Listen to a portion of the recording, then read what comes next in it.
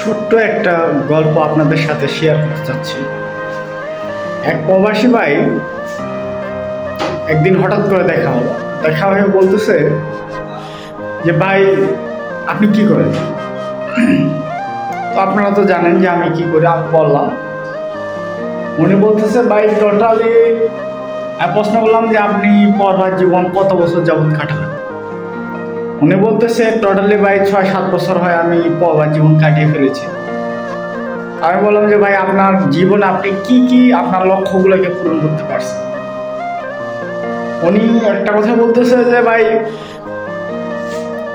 এই দেশে হয়তো আমি কোনো ঋণ করে বিদেশে চলে গেছি, প্রবাস জীবনে চলে গেছি। দিন শেষে দেখা যাচ্ছে ওখানে যে পরিমাণে কষ্ট রে ভাই, এখানে আমরা বাংলাদেশে যেই পরিশ্রমে দিচ্ছি তার দ্বিগুণ পরিশ্রম, এবং কি ওই দেশে তাপমাত্রাও বেশি। ওখানে যে পরিশ্রমটা হয় ওনারা বলতেছে যে এটা বোঝার মতো না, এটা বোঝাইতে পারতেছি না। এই যে পরিমাণে পরিশ্রম, আর যারা অফিসে চাকরি করে তাদের জন্য ভালো। তো একটা কথা বলতেছে যে ভাই দিন শেষে মাস শেষে যদি আমি ফ্যামিলিতে টাকা বাড়িতে পারি তাহলে আমি সবার কাছে ভালো। যে মাসে আমি টাকা পাঠাইতে পারি না সেই মাসে আমার নিজের মানুষটাও ফোন দিয়ে জিজ্ঞাসা করে না তোমার কি অবস্থা। তাহলে ভাই দেখেন আমাদের যে কাছের মানুষগুলো আছে তারাও স্বার্থপর, তারাও স্বার্থের জন্য শুধু ফোন দেয় আপনাকে, স্বার্থের জন্য আপনাকে ব্যবহার করে। আপনাকে এটা বুঝতে হবে, এটা যদি আপনি নাও মানেন এটা আপনাকে 100% মানতে হবে। প্রত্যেকটা মানুষ আছে আপনাকে স্বার্থ ছাড়া কেউ আপনাকে সম্মান করবে। এই স্বার্থের উপর, ইনকামের উপর ডিফারেন্স করে আপনাকে ভালোবাসে। আমরা বলি যে আমাদের মা বাবা বউ ছেলে সন্তান আমাদের কাছে, ভাই এটা কিছুই। আপনি ইনকাম করুন, আপনি ইনকাম করতে পারতেছেন আপনার কাছে ভালো আছে। আপনি ইনকাম বন্ধ করে দেখুন, দেন আপনার ঘরের বউ পর্যন্ত আপনাকে ভালো চোখে দেখবে না।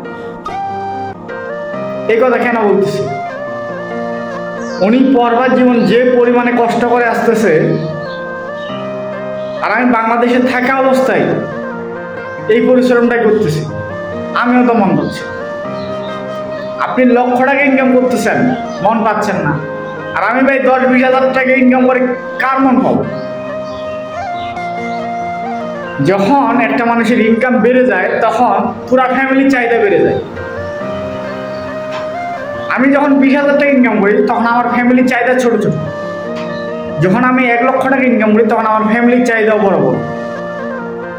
ভাই কখনো চিন্তা করে না যে আজকে পরবার জীবনে উনি কাটিয়ে দিচ্ছে, কালকে কি খাবে। উনি টাকা দিচ্ছে ওনার ইচ্ছা মতো করে, যে ফ্যামিলিতে দিচ্ছি, টাকাটা হয়তো রাখে দিচ্ছে কোনো ব্যাংকে বা কোনো কিছু একটা করতেছে, কাজে লাগাচ্ছে। ভাই অবশেষে 5 বছর পর এসে দেখতেছে যে ডিপিএস তো পরের কথা, ভাই ওনাদের চাহিদাগুলো পূরণ করা সম্ভব। তাহলে ভাই একটা পরবার জীবনে কতটা কষ্ট।